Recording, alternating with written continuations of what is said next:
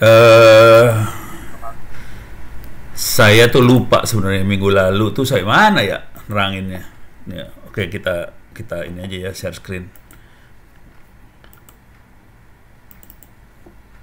Oke. Saya lupa minggu lalu saya mana ceritanya. Ini layarnya. eh nih, tar, lagi ribet di sebelah sini. Ini saya tutup juga, kecilin biar lebih enak. Kalau ada apa-apa silakan terus di chat ya. eh kita coba lihat ini kuliahnya tentang big data sama data analisis. Mudah-mudahan bisa. Aduh, pelan banget ya. Oke, lihat ini aja langsung dah. Jadi seingat saya sudah sampai mana ya? Hierarchy clustering udah ya? Ini udah belum ya? Coba kita lihat ya. Biar Anda ingat aja. Tolong kalau keulang ya nasib lah. Oke. Oke, ini kita nggak tahu ini udah saya terangin belum ya? Kayaknya udah. Jadi kita bisa ngelihat ini input filenya dari udah belum ya? Atau saya terangin aja lah. Tapi ini kira-kira kita bisa ngelihat pengelompokan berdasarkan gen ini sebenarnya mengumpulkan gen kira-kira gen-gen ada protein alfa apa segala macam kita bisa lihat protein-proteinnya. Ini proteinnya, ini gennya, ini ada alfa 0, alfa 7 dan seterusnya. Oke. Saya juga nggak ngerti makhluk apa ini, tapi kira-kira ini urusannya dengan DNA kayaknya. DNA manusia. Ada 186 contoh, ada 79 fitur, 1,5% datanya nggak ada. Ada 3 target. Ini targetnya proteas. Kalau kita ke bawahin di sini ada ribo, ada apa lagi satu lagi. Ada resp, ada ribo, ada proteas. Tapi kira-kira urusannya sama gen dan ini adalah protein-proteinnya dia. Oke. Dari situ untuk mengelompokkan kita menghitung jarak antar protein tadi. Di sini bisa kita lihat jaraknya. Kelihatan ini mengumpulnya daerah sini di diagonal ini kira-kira. Oke. Nah, di sini dia melakukan pengumpulan terhadap cluster.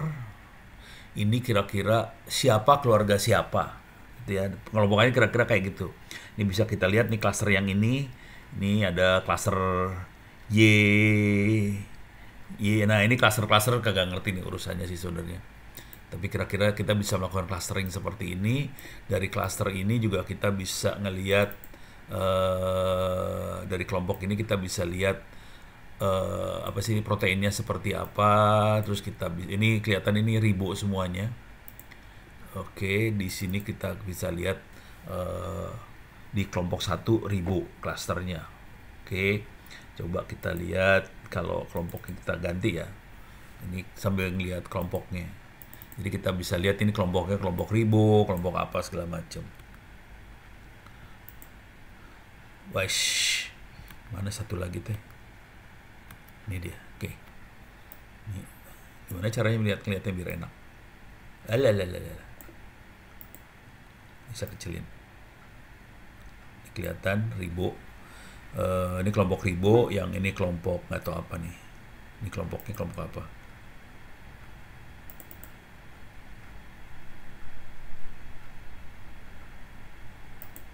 Ini kok nggak berubah, ribo semua. Saya pengen cari yang proteas segala macam tadi. Kok ribo semua sih satunya? Ini ribo semua nih ya. Harusnya berubah nih.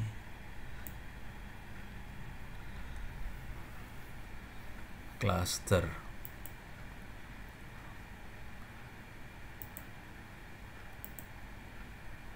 Oh, atau function ya.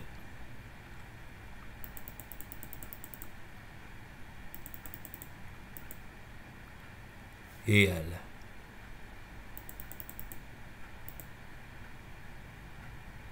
Oh, ini functionnya C1 ribo. Oke, kalau yang ini hope. Ini dapat semua nih. Ada Proteas, Ribo segala macam. Oh, ke bawahin berarti. Oh, ini. Nah, ini jadi reps di sini.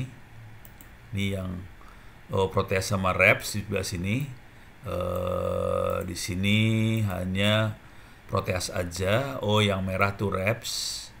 Nih banyaknya reps. Tapi ini kecampur nih. Yang ini kelihatan ada yang biru segala macam. Jadi kira-kira kayak gitu teknik pengelompokannya. Kalau yang hijau tuh ribo semua. Oh, tadi pantesan hijau semua ya ribo lah ya. Jadi gitu teknik pengelompokannya. Kira-kira kayak gitu. Dengan cara yang sama sebetulnya inti ceritanya adalah ini saya tutup aja. Bentar. Oke. Saya kasih lihat ini ya. Inti ceritanya kalau kita bisa dapetin fitur ini tanpa kita tahu ininya kelompoknya ya, tanpa tahu kelompoknya segala macam, dengan menggunakan ini apa distance, dengan menggunakan widget distance kita bisa nanti mengelompokkan kira-kira kayak gitu. Oke, ini kalau saya ini udah pernah diterangin, tolong bilang-bilang ya. Oke, sebelum terlalu jauh, coba udah berapa orang yang ikut di Zoom ini? Coba pengen tahu aja sih. Oh, ini udah saya coba udah ada berapa orang? Ada 12 orang ya. Oke, jadi ini kira-kira saya share screen. Karena udah ada 12 orang, saya akan ceritain apa yang terjadi beneran. Ini kira-kira pengelompokan kayak gini ya. Nah, sekarang saya kasih lihat ini aja agenda saya. Agenda kegiatan, ini kegiatan saya nih ya. Jadi minggu depan, hari tanggal 26, ini kebetulan banget saya diminta untuk berbicara di markas besar TNI. Ini tanggal 26 minggu depan ya. Topiknya tentang artificial intelligence. Jadi topiknya tentang artificial intelligence. Di situ mereka pengen belajar yang namanya AI itu apa. Nah, sebetulnya yang saya terangkan di sini ini kan judulnya lebih ke data analisis. Sebetulnya dari data analisis itu kita masuk ke AI. Caranya bisa masuk ke AI adalah setelah kita dapetin model tadi, jadi kemampuan dia melakukan pengelompokan. Jadi caranya cuma gini aja sih sebenarnya. Kita bisa ngerubah programnya sedikit supaya jadi AI. Ini program saya rubah ya, bentar. Nih saya masuk sini. Kalau saya pengen ngerubah dia jadi AI, caranya kira-kira kayak gini. Ini programnya akan saya rubah.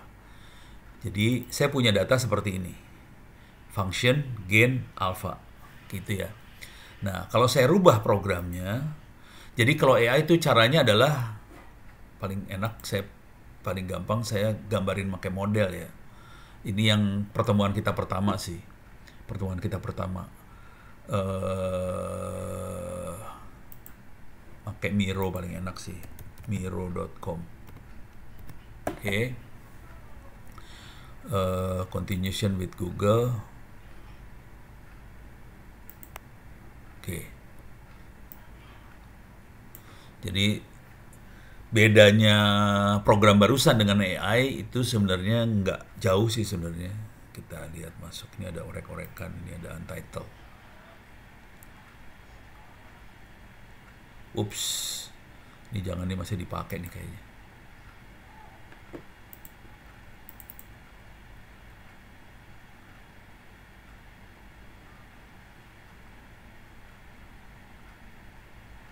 Oke, ini kosong. Jadi apa yang terjadi di situ tadi adalah saya punya data. Oke. Datanya tuh data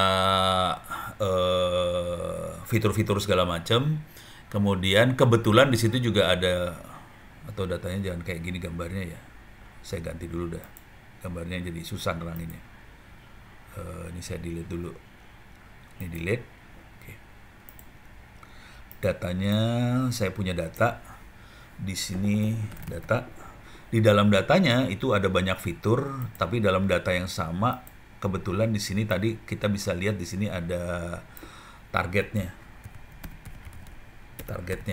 targetnya tuh tadi yang proteas segala macam. Sebetulnya datanya kebetulan kayak gini. Cuman kemudian dari data itu yang kita ukur adalah bisa nggak dari datanya kita melakukan pengelompokan ke target. Kira-kira kayak gitu ya.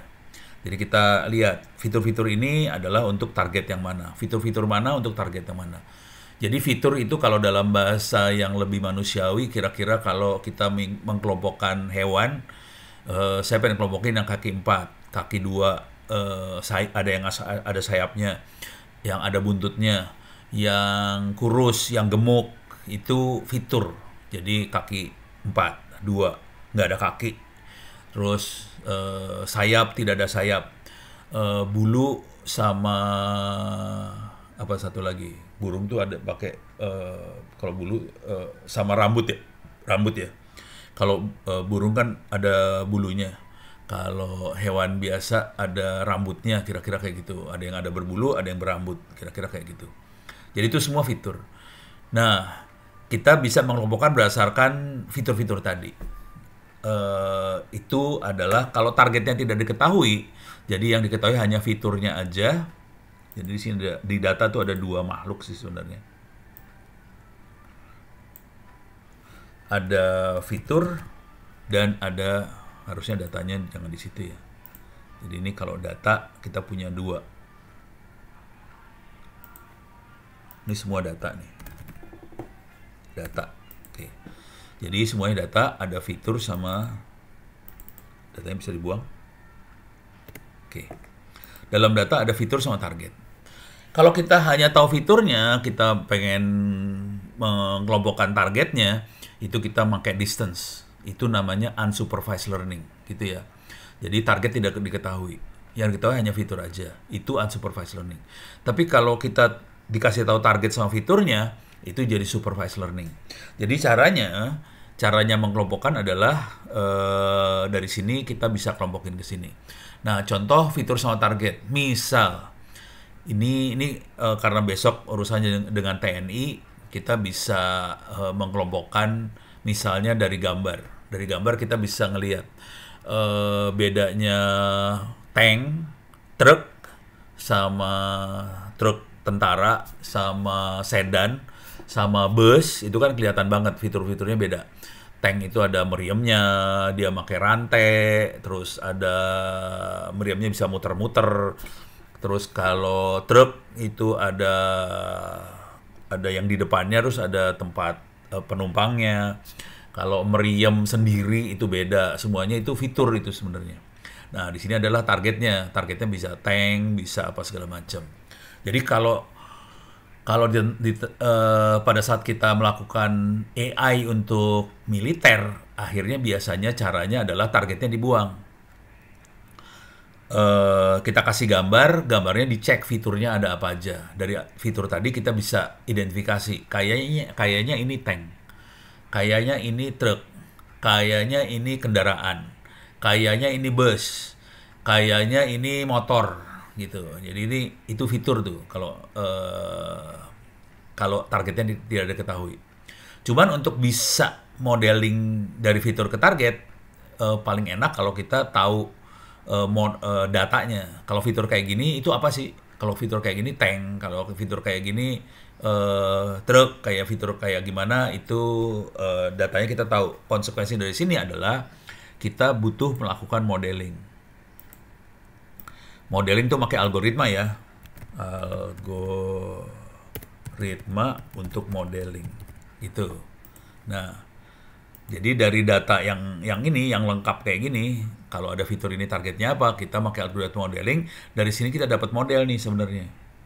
Dari sini kita dapat model. Oke. Ini saya kasih lihat logikanya dulu ya. Jadi dari sini kita dapat model. Algoritma, kita dapat model. Nah, setelah kita tahu modelnya, jadi kalau dia ada roda giginya, ada meriamnya, itu kayaknya tank. Kalau dia cuman ada tempat penumpangnya, tapi ada baknya, kayaknya itu truk. Kalau dia bentuknya rodanya cuma dua, itu kayaknya motor. Jadi itu kita dari fitur-fitur sama target ini kita modeling dapat modelnya. Nah sekarang si TNI itu dia biasanya akan melakukan eh, pakai teropong dan sebagainya. Dia punya ini pakai teropong ya, teropong. Dia akan mencari teropong untuk melihat sasaran. Jadi sasarannya pakai gambar nih, misalnya gambar. Kalau yang tadi sasarannya bentuknya jadi, kalau yang tadi barusan saya terangkan sasarannya adalah pengukuran dari protein. Dari situ kita bisa dapat gain. Kira-kira kayak gitu ya. Kalau tentara dia pakai teropong lihat sasaran, dapetin gambar. Ini gambar apa? Nah, dari teropong dan sasaran dan gambar, kemudian kita lakukan lagi prediksi di sini. Prediksi.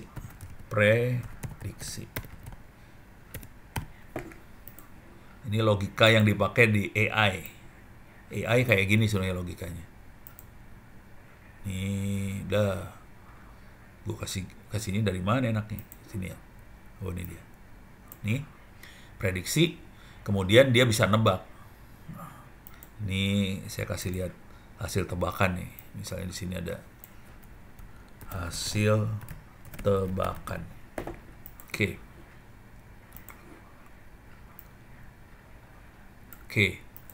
Jadi logika berpikirnya cuma gini aja sih. Nih, balikin nih, saya geser biar ada bagus sedikit. Nah, jadi dari data ini sering kali disebutnya training data. Dari training data masukin ke algoritma untuk modeling, dapat model. Model ini dipakai nanti buat referensi waktu kita melakukan prediksi. Nah, si TNI akan pakai teropongnya dia untuk melihat ini sebetulnya apa? Apakah ini tank atau apa tadi truk dan sebagainya. Kalau dia TNI AL, barangkali yang dia lihat adalah ini apa? Ini apakah kapal selam? Apakah ini motorboat? Apakah ini kapal tempur atau apa segala macam? Itu dari teropongnya dia. Kalau dia modelnya lebih presisi, dia bisa tahu ini kapalnya namanya KRI apa. Ini namanya KRI apa. Apa ini, atau kapalnya punya Cina. Ini kapal punya Singapura. Atau kapal ini punya Australia gitu. Jadi kalau kita punya model yang lebih presisi, kita bisa deteksi ini kapal apa punya siapa. Nah, itu yang lebih keren tuh. Jadi tergantung modelnya. Kalau modelnya bagus, dia bisa presisi banget. Ini adalah kapal apa punya siapa. Ini kapal apa punya siapa. Dengan cara itu dia tidak mungkin salah tembak. Nah, jadi dari model dan hasil teropong sasaran, kemudian dia kasih tahu hasilnya. Ini adalah kapal apa punya siapa. Nah, dari sini dia bisa dengan presisi ngasih tahu ke komandan bahwa ini kapal apa punya siapa supaya nggak salah tembak. Jadi ini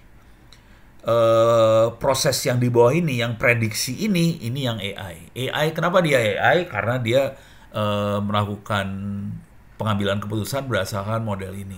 Kira-kira gitu. Jadi yang namanya AI sama yang kita barusan lihat adalah cuman gini doang nih, fitur.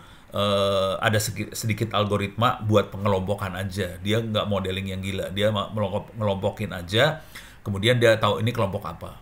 Kalau yang lebih gila lagi, dari kelompok-kelompok ini kita dapetin model buat prediksi, keluarin hasilnya. Jadi yang AI itu bagian yang sini ya. Ini AI. Tapi seluruh proses ini AI. Jadi AI itu butuh modelnya dapat dari training data ini. Kira-kira gitu ya.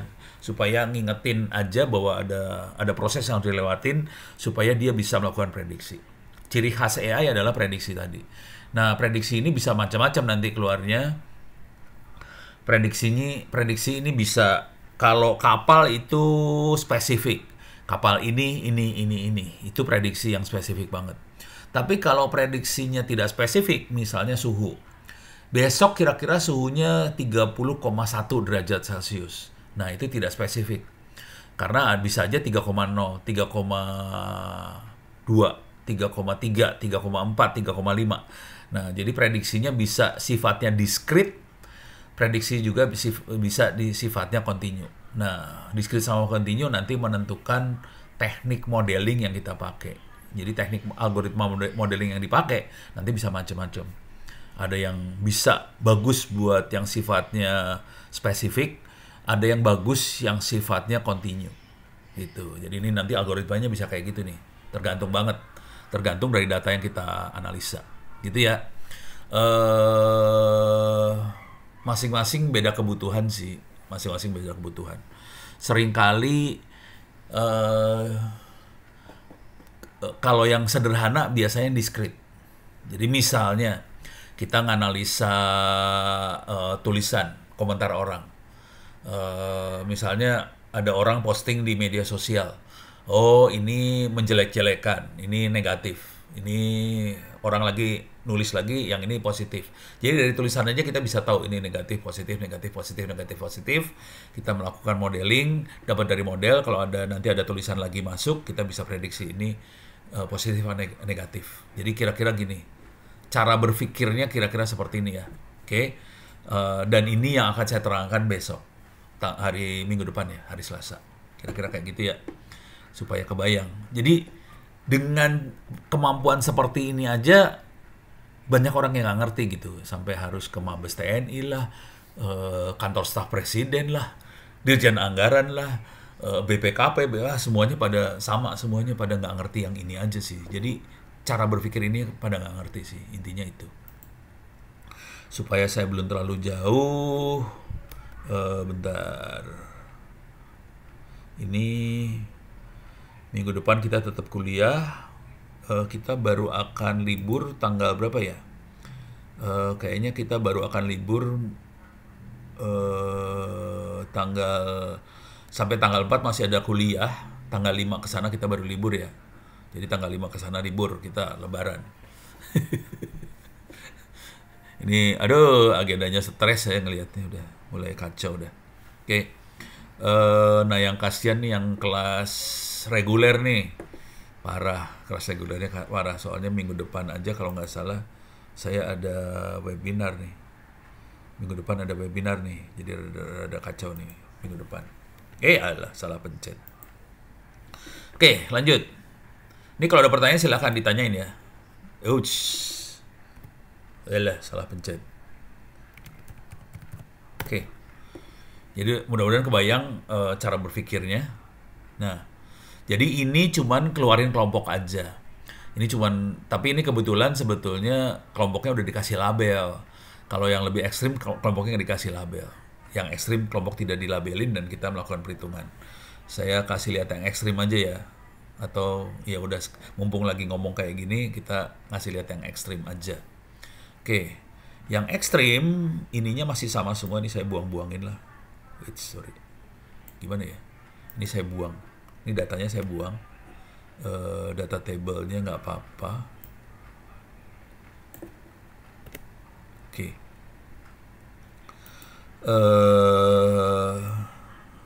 Saya coba rubah sekarang programnya sedikit. Saya akan nganalisa gambar di sini. Oke. Tapi ini program yang belakang ini masih sama sih. Ini saya geser, bisa nggak ya? Saya geser ke sini ya. Saya geser. Jadi saya akan analisa gambar sekarang. Nih gambarnya ada 20 gambar binatang. Oke. Kalau kita lihat, salah pencet. Nih. Bentuknya seperti apa? Bisa kita lihat gambarnya juga. Di sini ada image viewer. Kita bisa kasih lihat ke sini. Ini gambarnya kayak gini nih. Ada bebek, ada ayam, ada anjing, ada kucing, segala macam. Kalau kita sebagai manusia, kita bisa mengkelompokkan makhluk-makhluk inilah. Kira-kira bebek sama ini satu keluarga lah, sama ini satu keluarga, sama ayam satu keluarga, sama-sama kakinya dua, ada sayapnya. Ini sapi, ini misalnya yang atas ini foal sama horse satu keluarga lah, kira-kira kayak gitu. Sapi satu keluarga sama sapi ini, gitu ya. Ini ada yang warna coklat sama horse, kayaknya satu keluarga juga. Itu sebagai manusia kita cukup bisa melakukan pengelompokan itu. Sekarang kita lihat datanya. Datanya cuma kayak gini doang nih datanya nih. Ini paling parah nih datanya. Datanya parah banget. Datanya cuma ada nama file, besar file, kilobyte, terus sama pixel. Tidak ada data misalnya kakinya 2, sayapnya 2, punya mata, punya buntut, ini ada berbulu, ini berambut, ini ada apa, gendut, kurus, coklat, putih. Ini nggak ada data-data itu, nggak ada sama sekali. Jadi data-datanya cuma ini aja. Nah, dengan kondisi data seperti ini, kita harus mengekstrak fiturnya dia. Jadi ini nggak ada fiturnya nggak keluar, tidak ada fiturnya.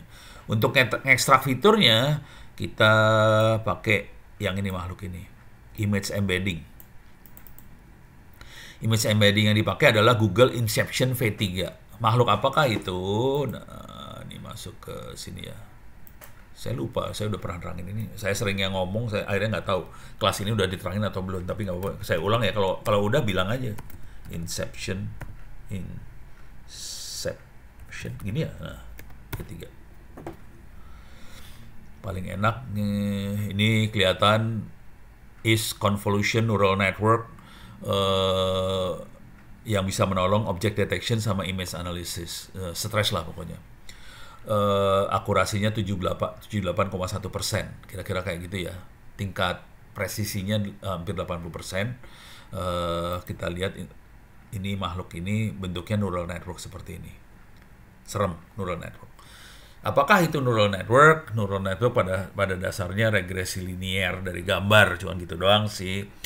Kalau kita lihat di sini neural network ini supaya langsung AX plus B sama dengan Y. Kita lihat neural network sama hubungannya sama persamaan linear. Nah, ini dia neural networknya sama persamaan linear. Jadi ini neural. Jadi ini ada X1, X2, X3 segala macam. X ini pixel entarnya ya. Oh, belum pernah ya? Ya udah, oke. Jadi ini, kalau ini agak loncat nih, yang tentang gambar ini agak loncat ya. Saya agak loncat, supaya agak nyambung sama contoh yang tadi.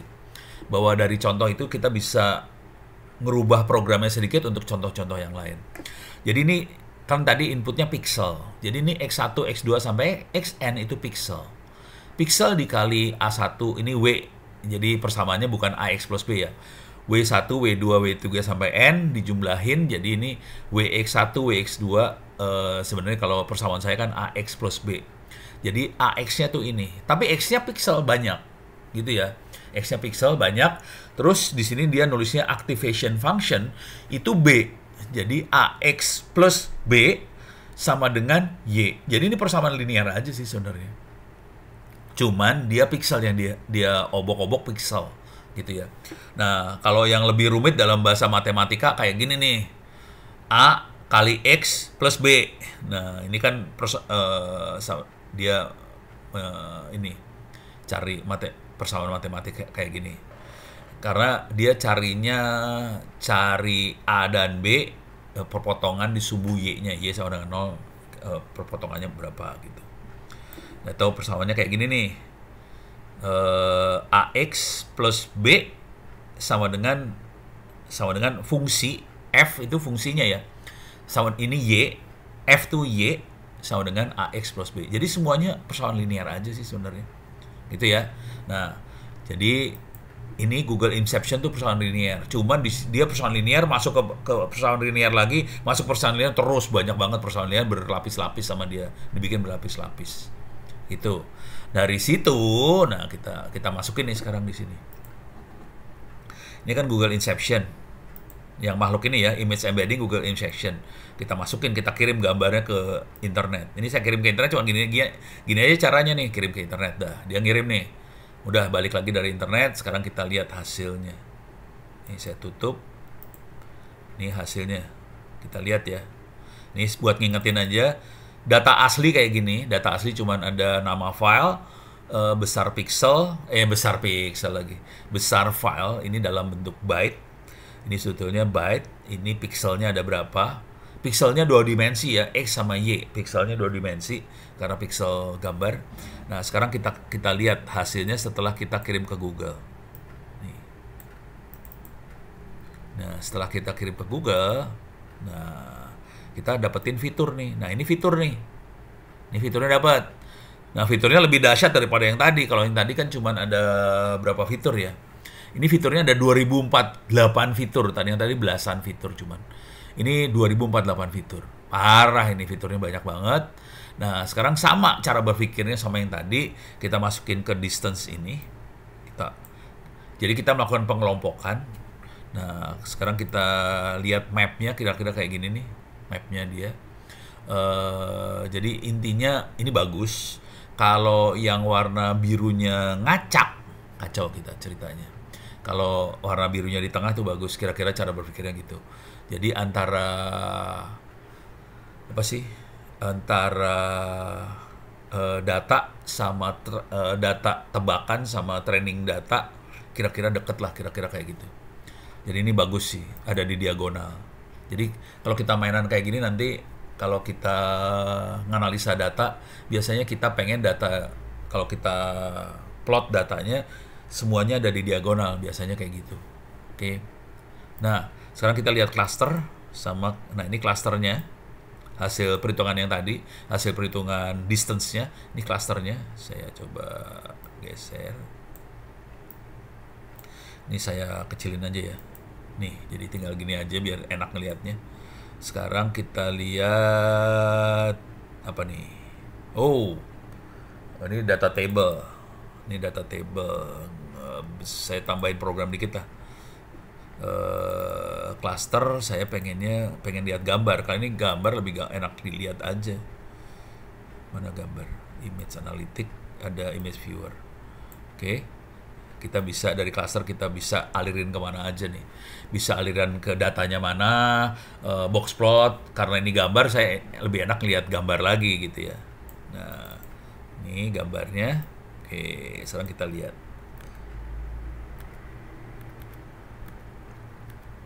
ini dia. Oke, ini cluster, ini gambar ya. Coba kita lihat yang ini, klik yang ini, kelihatan ini sama-sama lucunya. Oke, ini kelompok lucu nih kayaknya. Coba kita lihat yang ini. Ini kelompok yang warna putih. Tapi kalau kita sebagai manusia kita tahu ini salah yang di tengah nih. Yang kiri kanan benar, ini adalah kayaknya kelompok-kelompok sapi gendut. Ini tengah salah, ini namanya biri-biri, kambing. Cuman kan gambar nggak tahu kalau bahwa komputer nggak tahu bahwa itu kecil. Dia nggak tahu, dia pikir ini sama kecilnya, padahal yang kita tahu yang tengah ini kecil banget. Dibandingin sama sapi ini salah. Jadi dia salah karena komputer blow on. Udah gitu coba kita lihat di sini. Nah, ini kita bisa lihat ini kayaknya bener. Ini kita lihat lagi.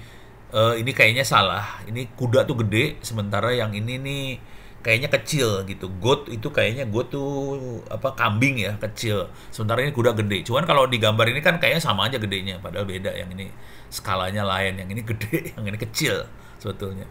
Nah, ini kita bisa lihat ini satu keluarga.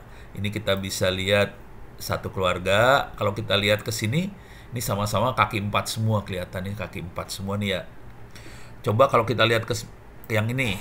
Nah, ini ada kelompok lagi yang dia bingung dilepasin, padahal ini sapi-sapi juga. Ini sebenarnya sama ini sama nih. Sama ini sama. Cuman dia kagak tahu, tapi kayaknya nah ini satu keluarga bener semua nih. Kakinya 4 semua dapat ya. Nah, kalau kita lihat kelompok yang ini, nah ini kita bisa lihat ini adalah kelompok-kelompok burung-burungan semua nih. Kita bisa lihat nih. Jadi ada kelompok burung, ada kelompok kaki 4, ada kelompok lucu. Jadi dibagi 3 kelompok sama dia, lucu, kaki 4 sama burung. Ini burung semua. Berhasil dia ngelompokin. Jadi dia bisa lihat ada 3 kelompok sebenarnya, gitu. Dengan cara menghitung fitur aja. kita bisa kelompokkan. Dengan teknik yang sama kita bisa, jadi gambarnya bisa kita ganti. Tadi ini gambar kita bisa ganti dengan kapal perang lah, sama paling blow on mah inilah paling ini teknik pengelompokan yang paling bego yang sering kita lihat adalah di parkiran.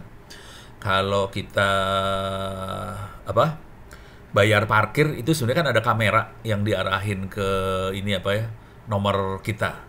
Nah, dia nanti ngelihat ini nomor kendaraannya apa, nomor motornya berapa, B berapa. Nanti keluar di komputernya nih nomor motor sekian, B sekian. Nah, nanti waktu masuk dicatat nomornya, waktu keluar dicatat lagi. Dengan cara itu dia bisa tahu langsung, oke ini berapa jam bayar berapa gitu.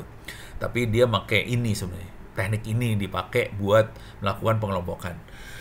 Teknik yang sama dipakai KPU juga sebetulnya. Jadi teknik ini juga dipakai KPU untuk scan nilai C1 hasil. Coba kita lihat nih. Yang lagi pada berantem hari ini C hasil bukan C1 hasil ya. C hasil contoh scan gitu ya. Dia pakai scan sih. Ntar bisa lihat nggak ya? Wala KPU. Nah, ini kelihatan nih. Jadi ini di sini mana bentar. Ini kayaknya nih. Tapi bukan yang itu. Ada C1 hasil yang bentar. Bukan yang ini sebetulnya yang dipakai KPU yang hari ini KPU nggak pakai kayak gini. Ini kayak gini nih. Ini kayak gini bentuk gambarnya. Nih. Jadi bentuk gambarnya seperti ini nih. Jadi ini kelihatan ada titik-titiknya nih. Ada titik-titiknya. Jadi kesalahannya adalah, jadi waktu kita nulis hasilnya, ini kan ada angka-angka ini. Jadi ini angkanya berapa, harusnya ditulis di sini. Nah ini kelihatan, dia nulis angka 1. Harusnya di salah satu dari titik-titik ini, dia di tengah-tengah. Ya, jadi salah, jadi bego dia. Dia pikir angka 6 nih. Karena dia berharap orang nulisnya di titik-titik ini, ya udah blow on KPU-nya langsung. Oke. 5-nya masih dia bisa tebak 5, 2-nya masih bisa tebak 2, tapi satunya gagal karena dia nulisnya di tengah. Jadi si KPU sebetulnya waktu itu sudah menyiapkan, programmernya udah nyiapin. Dia kalau nulisnya benar ditaruh di sini, di titik-titik ini, kemungkinan besar program buat scannernya jadi tahu, oh itu 1, ini 5, ini 2. Jadi dengan cara itu, tapi dia harus ngikutin aturan seperti ini nulisnya. Nah, kalau nggak ngikutin aturan ya kayak gini hasilnya nih. Udah gitu semua orang ngamuk-ngamuk. Wah ini KPU blow on. Padahal sih algoritmanya yang salah. Algoritmanya berasumsi bahwa orang ngikutin aturannya dia buat nulis. Tahu sendiri bangsa Indonesia plus 62 kalau nulis kan seenak jidat. Nah kesalahan fatalnya adalah algoritma tidak memperhitungkan ada bangsa Indonesia seenak jidat kalau nulis. Nah udah kacau udah ceritanya. Nih coba lihat yang ini. Jadi orang lihatnya kecurangan, padahal algoritmanya bego aja sih sudah. Nah ini nih, oh ini bener nih, 022 bener nih, ini 022 ini. Nah ini salah nih, ini 1 karena dia salah satunya, jadi 4 di sini. Nah ini jadi salahnya di situ tuh. Jadi kalau kita ngerti algoritma, tahu sih sebenarnya, ya sebetulnya kesalahan fatalnya adalah programmernya tidak ngasih tahu cara nulis yang benar gimana. Tapi bayangin mereka di training cuman iya betul, planning KPU-nya nggak, sebenarnya yang salah bukan KPU sih, KPU kan nggak bisa program, itu orang-orang KPU isinya kebanyakan orang sosial kagak ngerti programming. Jadi programmernya tidak memperhitungkan segala kemungkinan, itu masalahnya. Nah ini masukan aja buat anda kalau kerja sebagai programmer ntar ya, tolong diperhitungkan kayak gini-ginian nih. Akibatnya yang rese jadi saya yang kena juga akhirnya. Mono nih gimana sih? Oh, ini KPU-nya goblok apa gimana gitu kan? Padahal sih ya gimana ya? Sama-sama salah. Jadi programmernya salah program. Si waktu ngasih trainingnya kurang lengkap, udah gitu yang masukin data entry nulis enak aja, tahu sendiri bang. Ini kayak gini 7 nih, ini 7 masih untung kedetek 7 ya. bisa aja jadi satu apa bisa kalau kalau salah nulis jadi satu, kadang-kadang bisa jadi 9 lah. Jadi kalau salah nulis jadi kacau angkanya. Nah, ini sebenarnya masalah besar di urusan scanning kan ya, ini nah masalahnya. Jadi urusannya ini sih sebenarnya, ini makhluk ini nih. Bagaimana kita ngasih training data tadi gitu. Ini ada pertanyaan, pakai inputan yang buletan kayak ujian komputer nggak ada. Jadi sebetulnya di datanya di formnya KPU itu ada buletan-buletannya sih sebenarnya. Jadi harus dilingkarin. Nah, begonya programmernya juga itu nggak dipakai. Jadi di datanya KPU ada buletannya, ada kalau dilihat ada buletannya di C hasil tuh ada buletan-buletannya. Cuman yang dipakai yang angka kita nulis, padahal probabilitas buat salahnya kita nulis tinggi. Bego lagi nih. Aduh, serba salah deh. Aduh, saya pas ngeliat tuh udah dalam hati udah ngelus-ngelus dada ini ya, programmernya ya. Ini ngomong jujur dulu ya, programmernya juga masih muda-muda sih. Jam terbangnya kurang tinggi kali ya. Terus udah gitu dipepet waktu. Ini jujur mereka dipepet waktu sih programmernya. Harusnya dikasih waktu yang lebih banyak gitu. Kita udah ngetes sih sebenarnya. Jadi kita udah ngetes tahun lalu, kita udah tes tahun lalu udah ngetes, tapi bukan yang program KPU ya.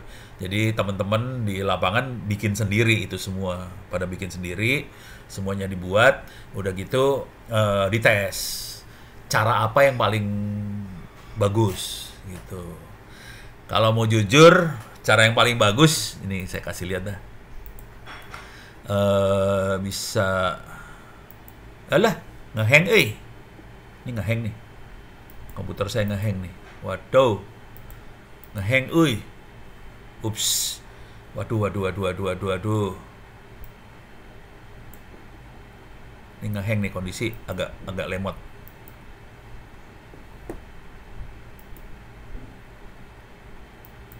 Ini rada ngehang ya, aduh.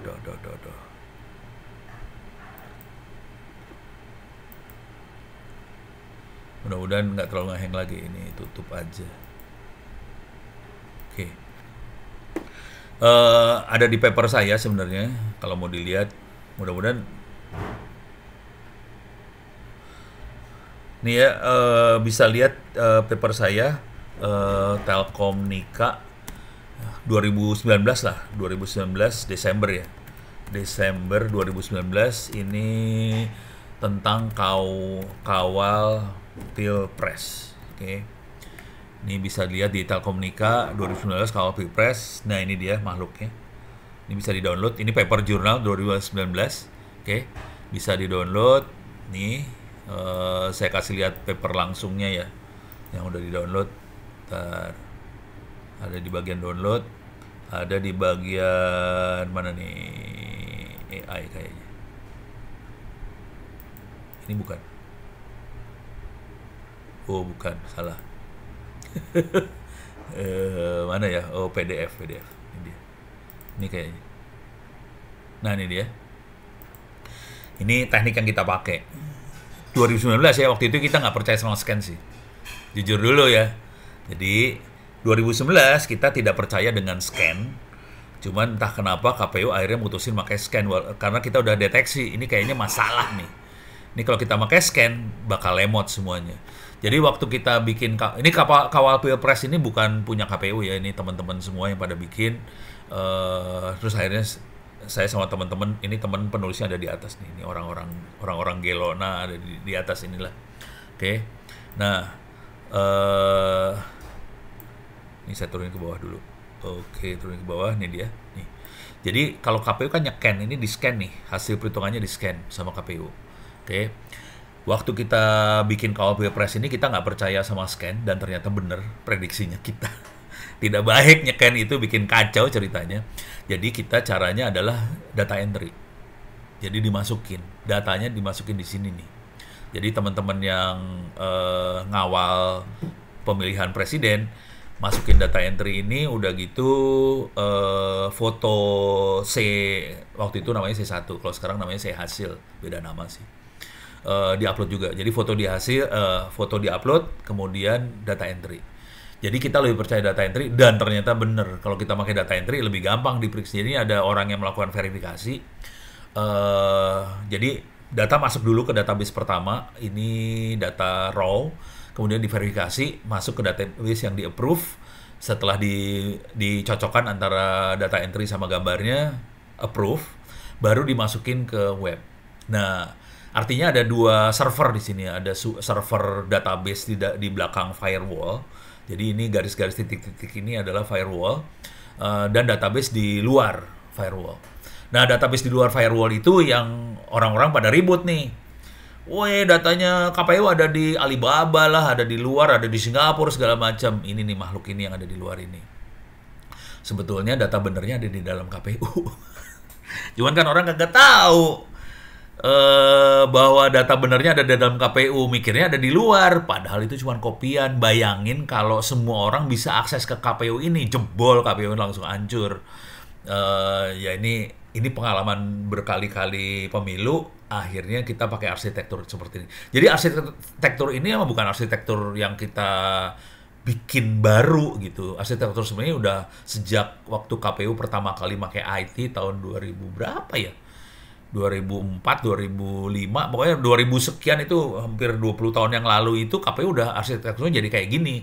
Gara-gara waktu itu pertama kali kita memang orang bisa akses ke data ini langsung, jebol, dihack langsung. Makanya waktu itu kalau baca hack KPU dihack itu, waktu pertama kali dihack itu partainya diganti, ada partai kolor hijau lah, ada pokoknya lucu-lucuan. Ya teman-teman kita juga yang ngerjain itu sih.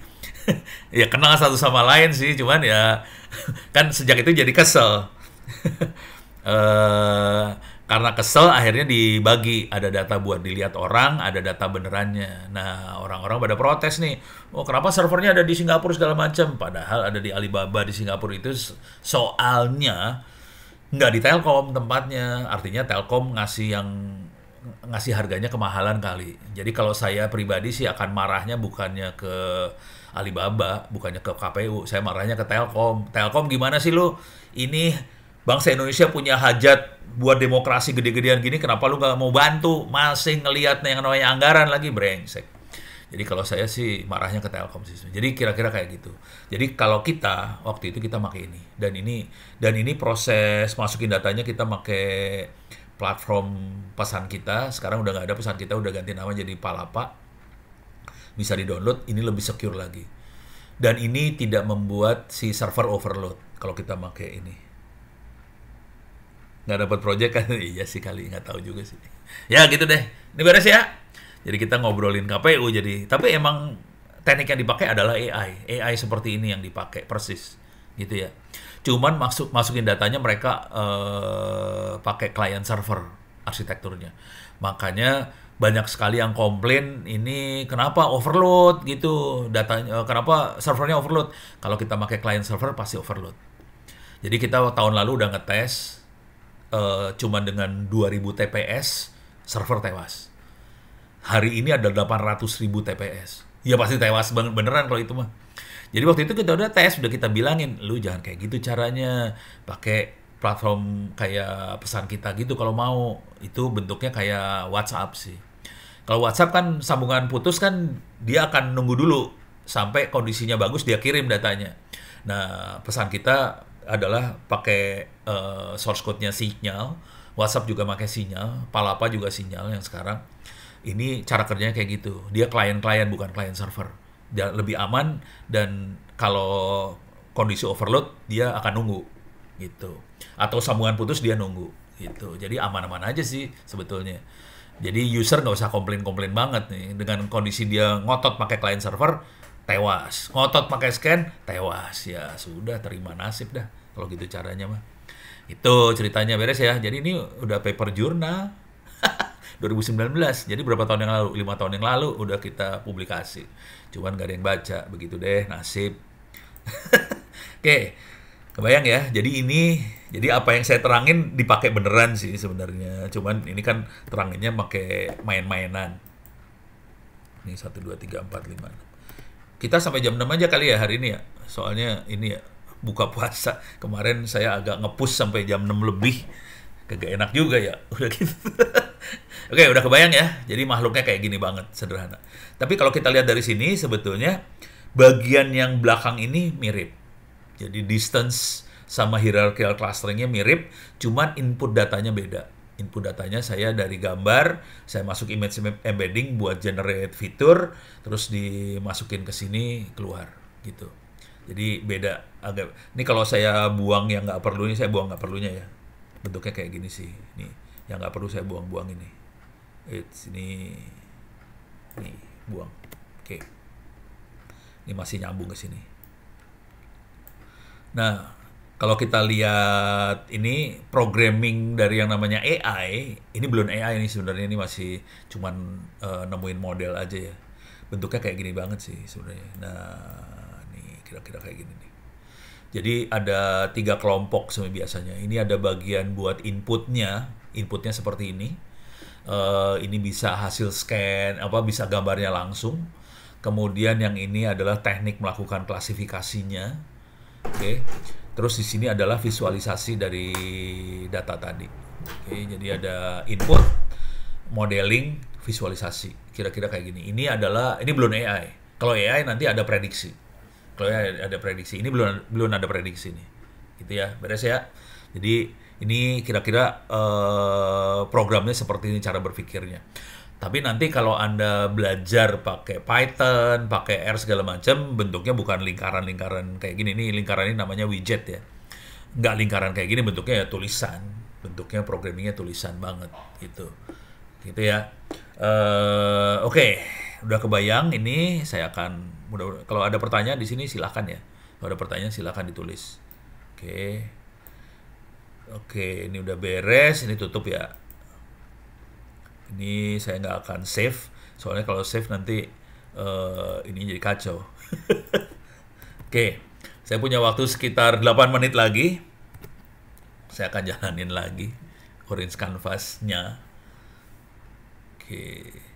Jadi ini tadi satu contoh, tapi saya kasih lihat gimana cara ngembangin contoh. Jadi kita sih dikasih contoh. Ini tadi, ini saya lupa soalnya saya sampai mana. Ini saya loncat ke sini tadi ya, ke hierarchical clustering. Saya nggak tahu ini classification tree udah dikasih. Saya minggu lalu saya lupa soalnya, asli lupa, nggak tahu. Kayaknya ini udah classification tree, kayaknya belum ya. Coba. Nih, coba ini saya udah belum ya? Ini nggak tahu saya, udah belum ya? Oke, kita lihat aja ya. Ini teknik klasifikasi. Jadi di dalam AI, data science segala macam, itu salah satu ilmu yang dikembangin adalah bagaimana kita melakukan klasifikasi. Pengelompokan lah, pengelompokan lah kira-kira. Kalau tadi lewat gambar, tadi protein yang kita. Nah, ini bunga iris nih. Iyalah. Klik dulu. Nah, ini iris, bunga iris itu ada sepal sama petal, ada sepal length, petal, sepal width. Oke. Nah, ini kita bikin klasifikasi dan hasil klasifikasinya kita lihat di sini nih. Ini klasifikasi. Oke. Ini modelingnya pakai classification tree, algoritma yang dipakai. Ini hasilnya dia. Nah, ini hasilnya dia. Saya tutup dulu ya. Ini hasilnya dia. Ini hasil klasifikasinya dia. Sekarang kita lihat plotnya juga. Ini plotnya kayak gini. Nah, kita lihat hubungannya antara dua makhluk ini. Jadi selalu mainnya, kalau kita main data science segala macam, pasti urusannya klasifikasi lagi. Coba kita lihat. Ini makhluk ini ada di mana nih? Makhluk biru. Kalau saya klik di sini, lihatin birunya langsung berubah nih. Ini kelompok ini adalah yang biru ini dan kelihatan dia sendiri. Oke. Nah, ini di sini sisanya ada di sini. Tapi kelihatan kecampur banget nih. Antara dua merah sama hijau kecampur. Karena iris ada 3 jenis. Ada iris setosa, iris versicolor, ada iris virginica. Setosa itu biru sendirian, dia gampang diklasifikasinya. Sementara yang 2 lagi kecampur nih. Nah, ini kalau kita kayak gini bingung dia kecampur. Coba kalau kita lihat yang ini dia berhasil dia Kalau besarnya petal width-nya lebih besar dari 1,7, itu kelihatan bahwa itu sebagian besar adalah hijau Aries virginica. Ada satu yang salah, berarti ada merah salah satu. Kalau yang ini kita lihat dia berhasil klasifikasi ini si Aries versicolor. Jadi dia caranya cuma ngelihat petal length, petal width. Ini kelihatan. Ini dari petal width lebih besar dari, kita lihat petal width lebih besar dari 1,9, dia kemungkinan dari kelompok yang ini. Kemudian dia lihat lagi petal length-nya lebih besar dari 1,7 atau lebih kecil dari 1,7. Nah, dia klasifikasi kayak gitu. Tapi dia masih banyak salah-salah gitu. Jadi cerita yang di sini adalah dengan ukuran-ukuran tadi kita bisa mengelompokkan. Ini petal length langsung gampang. Ini setosa, Aries setosa petal length-nya beda sendiri dari yang dua. Yang dua petal length-nya lebih besar 1,9, kita lihat langsung dari petal width. Ternyata kecampur dia. Nah, kalau dia besarnya petal length-nya 1,7, lebih besar dari 1,7 kelihatan, cuma ada satu yang salah. Kalau di sini kayak gini. Kalau kita pakai yang ini, kelihatan ada satu lagi yang salah, tapi yang lain di sini. Kalau di sini ada dua yang salah, ya gitulah kira-kira. Beres ya. Jadi ini masalah pengelompokan aja. Kira-kira kayak gitu ya. Nah, dari sini kita bisa ganti contoh juga sih sebenarnya. Nih, ini kita kayak ganti contoh. Tapi waktu tinggal 4 menit, susah ya. Kita bahas ini aja dulu lah, jangan ganti contoh lah. Ntar besok-besok ganti contoh. Cuman ini masalah pengelompokan aja ya. Nah, ini kita close without saving. Saya jalanin lagi nih. Jadi dunia ini dipakai, ini semua dipakai banget. Nanti contoh-contoh pengelompokan bisa aja, misalnya saya ngeliatin nilai Anda-Anda. Nilai Anda semua. Nanti saya melakukan pengelompokan. Ini kelompok anak jago urusan jaringan. Nah, nilai jaringannya pada bagus-bagus. Ini anak-anak yang jago urusan data science. Bisa kelihatan dari kelompok kayak gini. Terus keaktifan orang di webinar, apa segala macam, kita bisa melakukan pengelompokan sih. Dan itu yang biasanya dipakai sama orang-orang HRD. Biasanya pengelompokan juga dia. Kira-kira gitu. Ini kira-kira kalau di tentara misalnya, ini kayaknya bakat jadi jenderal. Ini bakatnya jadi kolonel doang, tapi jago di taktiknya, di taktisnya dia jago. Jadi mereka melakukan pengelompokan juga sih. Ada yang bisa jadi pimpinan, ada yang bisa jadi taktis aja, ada yang cuman bisa ngangkut amunisi doang. Ya udah, itu kalau itu yang makanannya banyak sama kuat, itu amunisi yang diangkut. Oke. Nah, ini classification tree udah kebayang tadi. Nah, ada lagi dunia yang lain lagi namanya Principal Component Analysis. Ada satu lagi sebenarnya. Ada feature ranking. Ini ada dua makhluk yang agak mirip tapi beda nih sebenarnya. Jadi ada PCA, Principal Component Analysis, ada feature ranking. Cuman waktu tinggal 2 menit. Yang gampang feature ranking aja deh. Yang itu rada susah soalnya. Ini file. Wah, ini dia makainya ini tadi ya, yang DNA nih ya, yang dia pakai. Ada 79 fitur di situ. Terus ada 3 klasifikasi. Oke. Cuman ada missing value-nya 1,5. Jadi dalam fitur ini kalau kita lihat datanya ada nilai yang hilang sih. Jadi datanya nggak semuanya full. Ini kalau kita lihat di sini, kalau kita alirin ke sini. Ini datanya nih. Nah, ini yang tanda tanya tuh nggak ada nilainya nih. Jadi dari protein-protein yang dilihat, ini ada yang datanya hilang. Oke, jadi DNA-nya ada yang datanya hilang, ada yang full. Jadi 1,5% datanya nggak full. Jadi ada yang hilang satu-satu. Nah, supaya hilangnya bisa bisa tetap kita olah, kita biasanya pakai fasilitas ini, input itu kalau ada data yang hilang, mau diapain nih datanya, yang kosongnya mau diapain. Kalau don't input, datanya nggak akan diisi.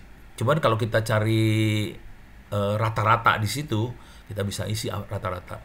Atau kita ngisi dengan nilai tertentu, fixed value, gitu ya. Atau pakai model, atau random value segala macam, kita bisa atur. Yang ini kebetulan kita ambil rata-rata aja lah ya. Nah, ini caranya gitu. Kita ambil rata-rata supaya data hilangnya jadi keisi. Tidak. Nah, sekarang kita bisa bikin ranking nih. Ranking. Ini bikin ranking. Ranking dalam artian gini. Dari kan tadi kita ada targetnya ya. Targetnya tuh ada 3 jenis tuh. Ribo, apa, ada 3 tuh tadi ya. Nah, untuk dapetin target tadi, yang penting protein yang mana sih yang nentuin target tadi gitu. Kira-kira kayak gitu. Ntar. Ini kelihatan ada 2 ini yang protein pentingnya nih. Oke.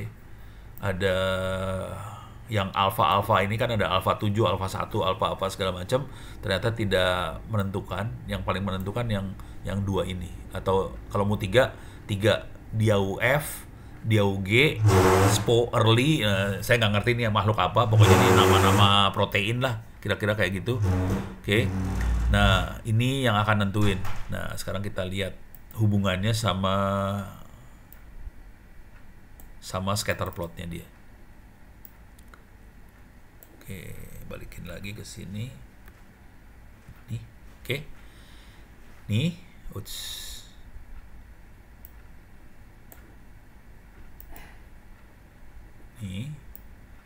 Ini saya tutup juga biar gampang. Bisa nggak tutup? Ya, nggak bisa. Ya udah gini aja dah. Oke. Ini saya select. Nih hasilnya kayak gini kalau di select. Kalau DAO aja kayak gini. Oke. Kita bisa ngelihat dia kepisah banget. Cuman nggak semua sampel jadi dipakai sih sebenarnya. Nah, ini mulai ada error-errornya. Ini kelihatan, ini rada susah untuk misahin yang 2 ini. Ini ada beberapa yang susah dipisah nih. Yang ini susah, ini susah, ini susah. Ini yang hijau kelompoknya ada di sebelah sini, tapi ada yang nyempil ke sebelah sana. Oke, kalau yang ini hilang semua. Oke, kalau yang ini, nah ini hilang. Ini masih gampang nih.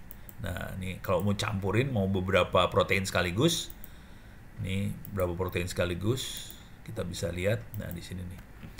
Ini ada beberapa yang susah nih. Tapi sebetulnya dari tadi kan ada 79 protein yang dia lihat ya. Dari 79 protein sebenarnya tidak semuanya penting. Yang penting cuman bisa 3 aja cukup. Nih kalau kita lihat ini kan ini kelihatan beda. Ini kelihatan udah jadi kayak gini ya. Kalau kita lihat klik lagi protein yang ketiga nggak beda jauh.